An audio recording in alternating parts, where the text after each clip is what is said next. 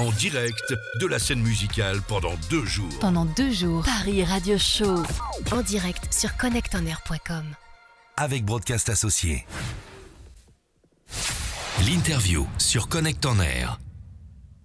Sévan qui revient cet après-midi après la pause, puisque ça fait longtemps que je t'ai pas vu là, je ne savais pas où tu étais. Ben si, mais j'étais dans le coin, je cherchais désespérément mon sandwich, que jamais il me le trouve un petit peu comme David Vincent. Tu n'es pas seul. Et les envahisseurs.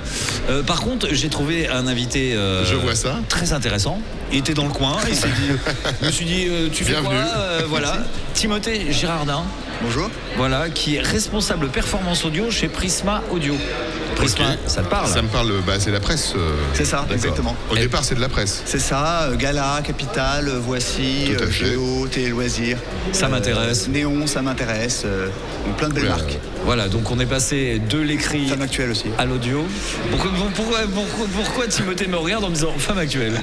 Parce que je l'avais oublié et je me suis dit que c'est dommage. Moi, je pensais qu'il y avait un rapport Femme Actuelle. Je me suis dit, Femme Actuelle. Non, pas du tout. Donc on est passé de l'écrit à l'audio. Exactement. Et donc Timothée, lui, s'occupe de gérer tout ça. Moi, je m'occupe de gérer tout ce qui est performance audio. Donc on a plusieurs activités sur l'audio chez Prisma. On s'est lancé en 2018 sur le sujet du podcast. Donc en fait, on a 3 activités sur l'audio.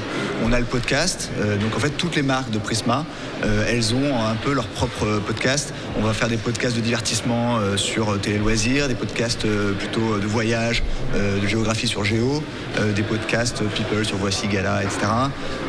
Des podcasts découvertes sur Ça m'intéresse. On a par exemple Maxi Science qui est un rendez-vous quotidien, et des podcasts Echo, par exemple le Flash Echo avec Capital. Donc ça, c'est notre activité sur le podcast. Ensuite, depuis 2018 aussi, on est actif sur les assistants audio, puisqu'on travaille avec Alexa notamment. On a ce qu'on appelle le Skill programme télé. Le Skill, en fait, c'est une application sur Alexa. Et donc, c'est Télé Loisirs qui répond aux questions posées par les utilisateurs à la question « Qu'est-ce qui passe à la télé ce soir ?» Alexa, il y a quoi à la télé ce soir? Exactement. Et enfin... Il n'y a rien, va te coucher. Et donc c'est de la transcription potentiellement de contenus qui sont lus finalement. Ouais, vous envoyez le texte en fait. Là. Nous on envoie le texte et le flux avec les réponses. Et la réponse est faite par c'est Alexa qui lit. Ouais, c'est Alexa qui lit, exactement. Donc c'est un fichier texte qui part. C'est ça, équivalent. Quoi. Mais en fait, voilà, on a aussi travaillé à la construction de l'application. Quoi. Bien sûr, oui, non, mais vous ne faites pas la transcription orale de exactement. votre côté, non, c'est Alexa pas un journaliste qui répond. D'accord. C'est super intéressant.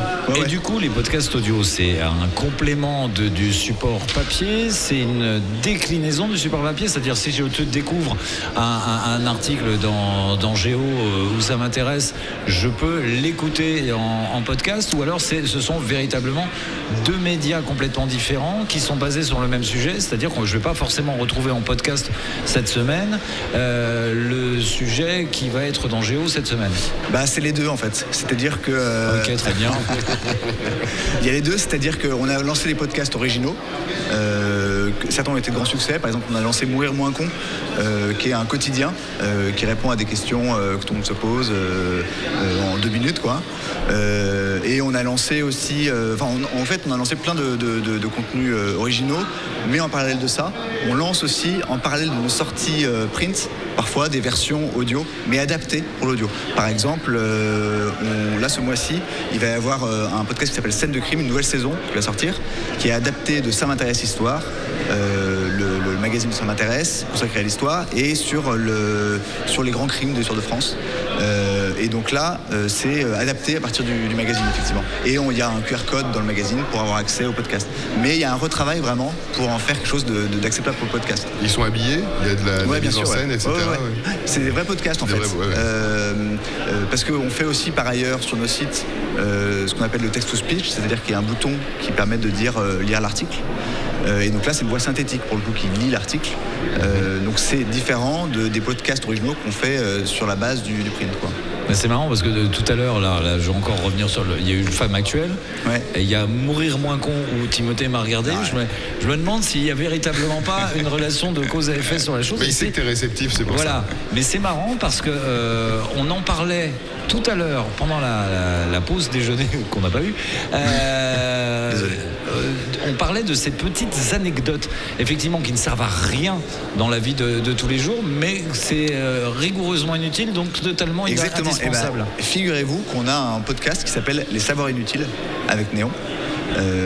Donc ça ressemble un petit peu à Mourir moins con, sauf que c'est vraiment des questions encore plus improbables. C'est vraiment les questions qu'on ne s'est jamais posées, mais il y a quand même une réponse qui existe, quoi. Comme ce que j'ai demandé tout à l'heure, est-ce que vous savez à quoi sert la petite boule sur les stylos 4 couleurs?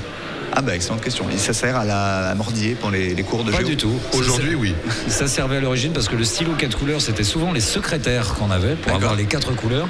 Et ça servait à l'époque pour composer les numéros de téléphone sur les cadrans. D'accord. On avait juste à le retourner. Donc ça fait partie des choses effectivement qu'on retrouvera dans les podcasts. Je vais en parler aux équipes de Genside. Ils n'ont pas fait leur boulot. On va se lancer une série de podcasts. Là, ça fait 2 jours qu'on parle de podcasts, on va y aller. Ah bah ouais, non, mais il y a un moment où il va falloir faire un truc. Oui, c'est clair. Et donc des podcasts, il y en a combien à peu près? Parce qu'il y a combien en tout de podcasts produits par jour?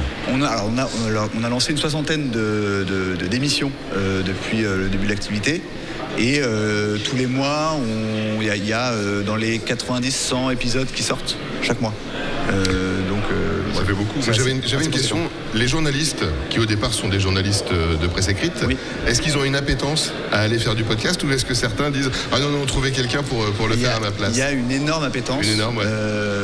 Pourquoi? Parce qu'en fait, c'est vraiment un format qui laisse le champ aux journalistes de développer tout ce qu'il veut dire, et qui crée un lien très fort avec l'auditeur, quoi. Il y a moins de contraintes, moins de nombre de mots, moins de colonnes, contraintes, etc. On sort du formatage, et en plus le podcast c'est quelque chose qui fonctionne par l'abonnement, par l'engagement. Les gens restent souvent 1 heure sur leur podcast, donc il y a un vrai engagement qui fait que il y a la possibilité pour le journaliste de créer un vrai lien avec le lecteur ou l'auditeur. Et d'avoir un retour potentiellement. Exactement.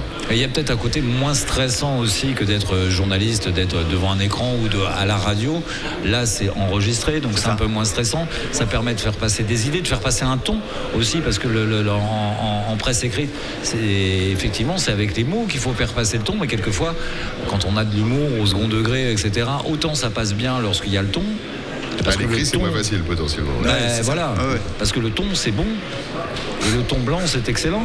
Mais j'ai envie de dire que oui, ça peut leur permettre justement d'appuyer un petit peu plus je suis d'accord, sur leurs articles. Tout à fait. Et c'est vraiment... Alors ça, du coup, c'est comme au moment où tout le monde s'est lancé sur la vidéo.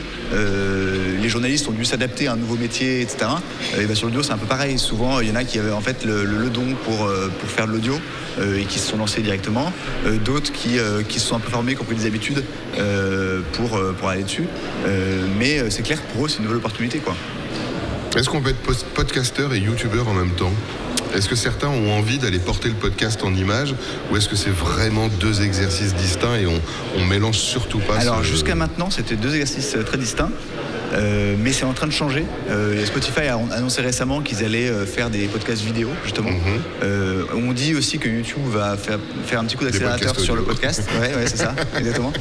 Donc c'est sûr qu'il va y avoir une concurrence entre Spotify et YouTube. Et nous, chez Prisma, comme on est très très dynamique et puissant sur la vidéo, on a toute une démarche qui consiste à prévoir les mêmes formats, version audio, version vidéo, réutiliser les uns et les autres sur les 2 formats. Et par exemple, on a sorti un podcast qui s'appelle J'ai fait un date, c'est des témoignages de gens qui racontent leurs dates les plus catastrophiques. Donc c'est un format très amusant. J'ai du contenu si vous voulez. Et là, je vous ai pas regardé cette fois-ci. Non. Et pourtant, c'est dommage parce que moi j'ai énormément de contenu. Moi je peux vous faire un an de podcast. Au niveau des dates, je suis désolé. Et c'est un bon exemple parce qu'on l'a sorti en podcast et on a fait une adaptation en vidéo pour les réseaux sociaux de Oh My Mag qui produit le podcast. Et les vidéos ont cartonné. Donc en fait on a fonctionné sur les deux médias, quoi. Donc voilà, on essaye de créer un écosystème cohérent comme ça. Et puis petit à petit, je pense que ça doit être effectivement, on démarre sur un petit truc et puis ça s'enchaîne sur autre chose. Ah bah tiens, mais ça aussi, parce qu'à partir du moment où on rentre dans quelque chose de nouveau, il n'y a plus de limite au nouveau. Et il y a tout le temps quelqu'un qui va avoir la bonne idée de dire mais attendez les gars, peut-être on pourrait faire ça, peut-être on pourrait faire ça. Et du coup il y a une certaine émulation et je pense que là ça n'a pas fini quoi. Tant sur le côté éditorial, comme ce que je viens de décrire, toutes les idées qui viennent des journalistes, etc., que le côté techno où on essaye d'innover dans la manière dont on va diffuser les podcasts. Parce que en fait jusqu'à maintenant on était beaucoup sur les plateformes un peu comme tout le monde et on va continuer à l'être, mais on cherche aussi à se développer sur notre site. Mais c'est important de ramener un petit peu de trafic parce qu'en plus il y a de la lecture finalement et ça va plus loin. Et on espère effectivement, on pense qu'on a une carte à jouer quoi, via la puissance de nos sites et la richesse de notre catalogue de contenu même écrit pour vraiment populariser ce format podcast quoi. Voilà, et bien la bien. puissance de Timothée Girardin, responsable performance audio chez Prisma Audio. Merci d'être venu nous parler de tout ça. Et puis moi je vais aller faire un petit tour sur Mourir moins con. Je pense que j'en ai besoin. Merci. T'es une femme actuelle. Merci beaucoup. Vous êtes sur Connect On Air. Connect On Air. Connect On Air.